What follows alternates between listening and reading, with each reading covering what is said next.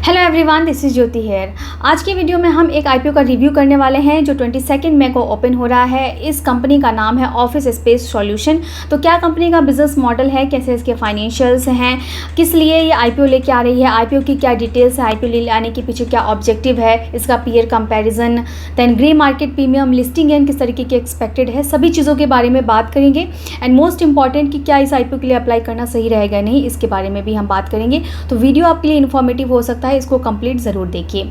सबसे पहले कंपनी की बिजनेस मॉडल की बात करें तो दिसंबर 2014 में ये इनकॉर्पोरेट हुई थी। मतलब ज़्यादा पुरानी ये कंपनी नहीं है, 10 साल पुरानी कंपनी है। और जैसा कि इसके नाम से ही है ऑफिस स्पेस, तो ऑफिस स्पेस प्रोवाइड कराने वाली मीन्स वर्क स्पेस सॉल्यूशन देने वाली ये कंपनी है। तो चाहे वो इंडिविजुअल हो या फिर कोई न्यू स्टार्टअप हो या एसएमई हो या फिर लार्ज कॉर्पोरेशन ही क्यों ना हो, हर किसी को जिसको भी ज़रूरत पड़ती है उनको ये वर्क स्पेस प्रोवाइड करती है। तो जिसके अंदर आप चाहें तो इसको फिक्स डेस्क चाहिए किसी को, या फ्लेक्सिबल डेस्क चाहिए, या सेपरेट कैबिन चाहिए, या मीटिंग रूम्स चाहिए, डे बेसिस पे रूम चाहिए, या फिर कस्टमाइज रूम की ज़रूरत है, वर्चुअल रूम्स की ज़रूरत है, किसी भी तरीके की जो रिक्वायरमेंट होती है किसी ऑर्गेनाइजेशन को या इंडिविजुअल को, तो उनको ये वर्क स्पेस सॉल्यूशंस प्रोवाइड करती है। उसके साथ जो है ये beverages, food, then internet solutions और इवेंट ऑर्गेनाइजेशंस वगैरह के भी जो है ये फैसिलिटीज़ प्रोवाइड करती है। तो इस तरीके का कंपनी का बिजनेस मॉडल है। अगर आपने सुना होगा वी वर्क के बारे में या फिर स्मार्ट वर्क या फिर को वर्क जैसी कंपनीज़ के बारे में, तो बिल्कुल ऐसा ही बिजनेस मॉडल इसका भी है। तो ये जो कंपनीज़ हैं वी वर्क या को वर्क, स्मार्ट वर्क, ये सब इनके पीयर्स तो हैं, लेकिन ये लिस्टेड पीयर्स नहीं है, अभी तक इनकी लिस्टिंग नहीं हुआ है। इट मीन्स इनका कोई भी जो है लिस्टेड पीयर्स फिलहाल नहीं है। अगर इनके नेटवर्किंग की बात करें तो कंपनी का नेटवर्क जो है वो इंडिया के सभी मेजर सिटीज़ में एक्सपेंडेड है। टोटल इंडिया की 16 सिटीज़ में इनके 196 सेंटर्स जो हैं वो फिलहाल इस्टेब्लिश हैं और वर्किंग है। अब बात करें कि आईपीओ लाने के पीछे क्या ऑब्जेक्टिव है, तो आईपीओ लाने का मेन ऑब्जेक्टिव है कि कंपनी अपने और ज़्यादा सेंटर्स जो है और सिटीज़ में एक्सपेंड करना चाहती है, इस्टेब्लिश करना चाहती है। वर्किंग कैपिटल रिक्वायरमेंट्स की फंडिंग के लिए इनको ज़रूरत है और कुछ कॉर्पोरेट पर्पसेस के लिए फंड की ज़रूरत है, इसलिए कंपनी ये आईपीओ लेके आ रही है।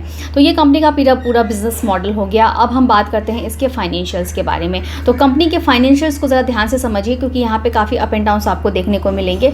तो ये अगर एसेट आप यहाँ से देखेंगे तो कंपनी का एसेट लास्ट 3 ईयर्स में आपको इंक्रीज़ होता हुआ दिख रहा है। कंपनी की रेवेन्यू की बात करें तो कंपनी की रेवेन्यू में हमें ग्रोथ देखने को मिली है। अगर लास्ट ईयर में आप कंपैरिजन करें मार्च 22 से मार्च 23 के बीच में, इनके रेवेन्यू में 103% का रेवेन्यू में इंक्रीज़ होता हुआ दिख रहा है। लेकिन यहाँ पे जो बहुत इंपॉर्टेंट चीज़ होता है चेक करना, प्रॉफिट आफ्टर टैक्स, ये काफ़ी हमें यहाँ पे निगेटिविटी दिखा रहा है, क्योंकि ये एक लॉस मेकिंग कंपनी है। कंपनी ने कंसिस्टेंटली लॉस किया है। अभी तक कंपनी ने कोई भी प्रॉफिट बना के नहीं दिखाया है। लेकिन एक यहाँ पे थोड़ी सी पॉजिटिव बात ये दिख रही है कि कंपनी अपने लॉस को रिड्यूस कर रही है। कंपनी का जो लॉस है, प्रॉफिट तो नहीं कंपनी ने किया है अभी तक, लेकिन ईयर बाय ईयर कंपनी के लॉस में आपको दिखेगा कि मार्च 22 से मार्च 23 के बीच में आपको दिखेगा कि इनके लॉस में रिडक्शन हुआ है, और पिछले 9 महीनों में भी देखेंगे तो लॉस जो है इसका रिड्यूस होता हुआ दिख रहा है। नेटवर्थ कंपनी की बढ़ रही है। रिजर्व एंड सरप्लस भी कंपनी का देखेंगे तो आप माइनस में ही है, और कंपनी के पास बोरोइंग्स भी है। लेकिन बोरोइंग्स भी जो है कंपनी जो है ट्राई कर रही है कम करने का। वैसे तो पिछले 9 महीनों में कंपनी की बोरोइंग बढ़ी है, लेकिन आगे अगर आप देखेंगे इसके डेब्ट इक्विटी रेशियो को अगर आप चेक करेंगे तो जो 1 से कम है, तो बोरोइंग्स इसमें कोई कंसर्न नहीं है। बोरोइंग्स कंपनी जो है अपने यहाँ पे डेब्ट इक्विटी रेशियो कंपनी ने मेंटेन किया हुआ है। ROCE अगर आप देखेंगे कंपनी का तो 37.43% का है, और रिटर्न ऑन नेटवर्थ जो है कंपनी का -7 में है। और PB रेशो की बात करें तो 9.63 का कंपनी का PB रेशो है। और मार्केट कैप की बात करें तो ऑफिस स्पेस सॉल्यूशन का जो मार्केट कैप है वो टोटल 2658.7 करोड़ का है। तो कंपनी के फाइनेंशियल्स को हमने देखा तो ये एक लॉस मेकिंग कंपनी है, लॉस रिड्यूस तो कर रही है, फिर भी अभी तक कंपनी ने एक बार भी प्रॉफिट बना के नहीं दिखाया है। अब हम आईपीओ की डिटेल्स की बात करें तो कल मीन्स 22 मई को ये ओपन होने जा रहा है और 27 मई को ये क्लोज हो जाएगा। 30 मई को इसकी लिस्टिंग हो जाएगी। प्राइस इसका हायर कट ऑफ पे अप्लाई करना होता है, तो हायर कट ऑफ पे प्राइस इसका 383 पर शेयर का है।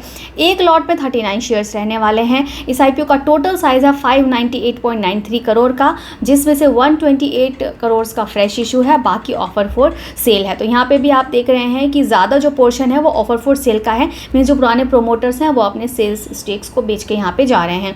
यहाँ पे जो ऑफिस स्पेस के जो एम्प्लॉयज़ हैं उनके लिए 36 रुपीज़ पर शेयर का डिस्काउंट भी रखा गया है। अब इसके ग्रे मार्केट प्रीमियम की बात करें तो इसका ग्रे मार्केट प्रीमियम चल रहा है 165 का, और आईपीओ का प्राइस हमने देखा था 383 का, जिसके बेसिस पे यहाँ पे 43% तक की लिस्टिंग गेन एक्सपेक्ट की जा सकती है। मींस अगर एक लॉट की बात करें, सिर्फ एक लॉट में अगर आप देखेंगे तो वहाँ पे आपको 6500 रुपीज़ तक का पर लॉट पे बेनिफिट मिल सकता है। लेकिन आजकल जैसे पिछले कुछ आईपीओ से हम लोग देखते आ रहे हैं कि ग्रे मार्केट प्रीमियम काफ़ी कंफ्यूज करते हैं, काफ़ी कम रहते हैं और बाद में अच्छा बेनिफिट देखने को मिलता है। तो सिर्फ ग्रे मार्केट प्रीमियम के बेसिस पे हम यहाँ पे देख के किसी भी आईपीओ के लिए ब्लाइंडली अप्लाई नहीं कर सकते हैं, क्योंकि आजकल ग्रे मार्केट प्रीमियम काफ़ी कंफ्यूज करते हैं। तो हमें सब कुछ ऑल ओवर देखना है। कंपनी का बिजनेस मॉडल काफ़ी अच्छा है, लिस्टेड पीयर कोई भी नहीं है, एक्सपेंशन कंपनी का काफ़ी अच्छा हो रहा है। तो बिजनेस मॉडल के पॉइंट ऑफ व्यू से तो हम इसको काफ़ी पॉजिटिव वे में देख सकते हैं। अगर वीकनेस की बात करें तो मेन वीकनेस है कंपनी के फाइनेंशियल्स। कंपनी ने अभी तक प्रॉफिट बना के नहीं दिखाया है, लॉस मेकिंग कंपनी है। देन पुराने प्रोमोटर्स भी इस आईपीओ के थ्रू अपने स्टेक्स बेच रहे हैं। तो काफ़ी जो है इस कंपनी में कुछ जो है पॉजिटिविटी और निगेटिविटी भी साथ में हमें देखने को मिल रही है। मेन थिंग है कि कंपनी के जो फाइनेंशियल्स है वो काफ़ी हमको यहाँ पे थोड़े से जो है यहाँ पे कॉन्शियस रहने की ज़रूरत है। तो ग्रे मार्केट प्रीमियम में तो यहाँ पे हमें दिख रहा है एक्सपेक्ट अच्छा लिस्टिंग एंड एक्सपेक्ट किया जा सकता है, लेकिन फाइनेंशियल्स कंपनी के वीक है, तो किस तरीके की डिमांड आएगी वो देखना बहुत ज़रूरी है। तो इट्स बेटर कि आप थर्ड डे का वेट करें, आप हड़बड़ी में फर्स्ट डे में अप्लाई नहीं करें सिर्फ ग्रे मार्केट प्रीमियम को देख के। थर्ड डे के 12-1 बजे तक, मिड डे तक आप वेट करें। अगर इसमें आपको डिमांड देखने को मिलती है जो बड़े HNI हैं या फिर QIBs हैं, तो अगर उन लोगों की तरफ से यहाँ पे हमें डिमांड देखने को मिलती है, अगर 5 टाइम्स ये IPO सब्सक्राइब हो जाता है थर्ड डे के मिड डे तक, तो फिर आप इसमें एक डिसेंट लिस्टिंग गेन के लिए अप्लाई कर सकते हैं। लेकिन इसमें कॉन्शियस रहें, थोड़ा सा केयरफुल रहें और फर्स्ट डे में अप्लाई नहीं करें, थोड़ा सा ट्रैक करें। डिमांड देखने को मिलती है तो इस आईपीओ के लिए आप अप्लाई कर सकते हैं। तो होप करती हूँ कि वीडियो आपके लिए हेल्पफुल रहा होगा।